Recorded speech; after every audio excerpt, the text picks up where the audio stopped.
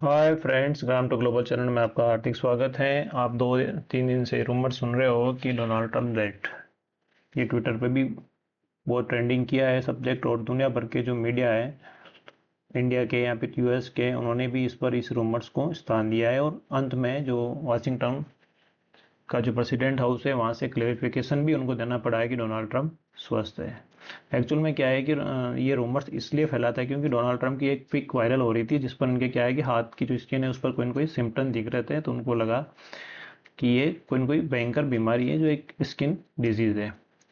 उस पर हम चर्चा नहीं करेंगे। हम इस वीडियो में ये चर्चा करने वाले हैं कि आखिर में अगर अमेरिका के राष्ट्रपति की डेथ होती है तो उनका नेक्स्ट प्रेसिडेंट कौन होगा, कितने समय तक रहेगा, और उनके क्या प्रावधान है अमेरिका के संविधान में, और उसकी तुलना हम इंडिया के संविधान से भी करेंगे। और फाइनल ये भी देखेंगे कि कौन सा जो संविधान की विशेषता है वो बेटर है।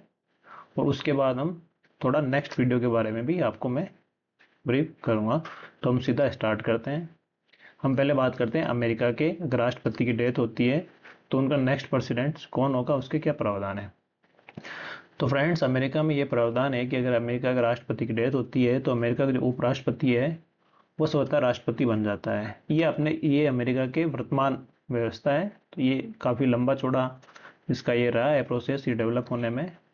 इंडिया में हम देखें तो आर्टिकल 65 में क्या है कि राष्ट्रपति की मृत्यु, त्यागपत्र या फिर हटाया जाए किसी कारण से, जो उपराष्ट्रपति होता है वो कार्यवाहक राष्ट्रपति बनता है।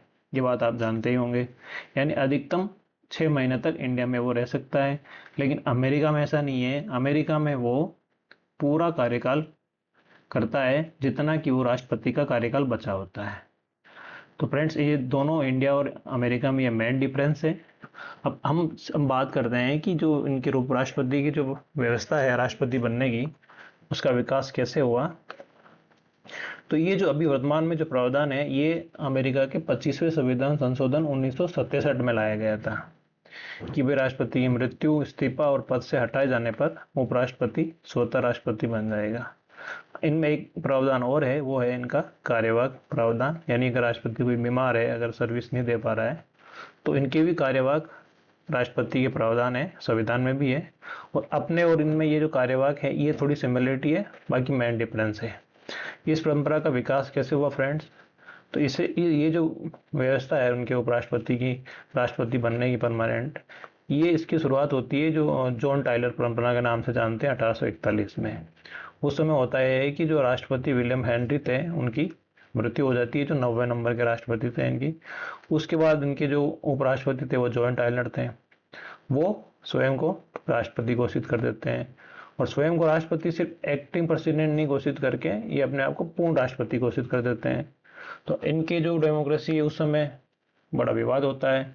आज से हम देखें तो लगभग 175 साल पहले की बात है। और फिर होता यह है कि फिर इस प्रावधान को ये 25वें संविधान संशोधन द्वारा संविधान में परमानेंट लाते हैं। और इसके बाद ये जो पावर है वो पूर्ण पावर इनको दी जाती है। अगर हम देखें कि अगर इनके प्रेसिडेंट हो ही नहीं, अगर उपराष्ट्रपति नहीं हो, तो फिर क्या होगा। तो पहले इनके फ्रेंड्स परंपरा थी, लेकिन 1947 में ये भी एक एक्ट लेके आए हैं और उसमें उन्होंने 20 पद ऐड कर लिए। जैसे कि अपने इंडिया में भी ऐसे प्रावधान है उत्तराधिकार वाले। अगर राष्ट्रपति नहीं हो तो फिर उपराष्ट्रपति, उपराष्ट्रपति के बाद भी अगर इसमें श्रृंखला है, इस पर भी हम बात करते हैं। पहले हम अमेरिका की बात करते हैं। तो अमेरिका में ऐसे 20 पद की इन्होंने एक श्रृंखला बना दी। उसमें यह है कि राष्ट्रपति के स्थान उपराष्ट्रपति लेगा। अगर उपराष्ट्रपति नहीं है तो इनका जो हाउस ऑफ रिप्रेजेंटेटिव, यानी हम कंपेयर करें तो इंडिया की जो लोकसभा है वैसे ही उनका जो रिप्रेजेंटेटिव है उसका जो स्पीकर बोले तो अध्यक्ष, जैसे कि अपने ओम बिरला है, तो ये पद उनको जाता है। जैसे कि अपने वर्तमान में उनके जेडी वेंस है। यानी अगर डोनाल्ड ट्रंप की डेथ होती है तो जो पूरा कार्यकाल है वो जेडी वेंस पूरा करेंगे। और अपने इंडिया में ऐसा नहीं है। अपने जो कार्यवाहक जो उपराष्ट्रपति है वो राष्ट्रपति बनते हैं। अगर उपराष्ट्रपति नहीं हो तो अपने जो सुप्रीम कोर्ट के मुख्य न्यायाधीश है उनको कार्यवाहक राष्ट्रपति बनाया जाता है। लेकिन उनमें ऐसा नहीं है, वो जाते हैं हाउस ऑफ रिप्रेजेंटेटिव के स्पीकर के पास। फिर अगर स्पीकर नहीं है तो सीनेट का जो प्रेसिडेंट प्रो टेम्पोर यानी जो अस्थायी अध्यक्ष होता है उसके पास जाते हैं। फिर विदेश मंत्री, वित्त मंत्री, ऐसे उनकी लंबी श्रृंखला है। अपने इंडिया में क्या है, तो अगर मान लो मुख्य न्यायाधीश भी नहीं है तो वरिष्ठतम न्यायाधीश। तो ऐसे अपने इंडिया में भी एक लंबी श्रृंखला है, क्योंकि दोनों ही पद प्रेसिडेंट के पद देश के सुप्रीम पद होते हैं और ये किसी भी स्थिति में खाली नहीं रह सकते। तो मेन कारण ये था। फ्रेंड्स, अब हम थोड़ा आपको मैं बता देता हूँ कि जो आप भी ये सोचते होंगे कि अगर अमेरिका के राष्ट्रपति हैं डोनाल्ड ट्रंप, इतने इम्पल्सिव है, इतने झूठ बोलते हैं, इतने उटपटांग बातें करते हैं, तो आखिर में अमेरिका के जो सिटीजन हैं उन्होंने ऐसे व्यक्ति को क्यों चुना? तो उसके पीछे एक लंबी कहानी है।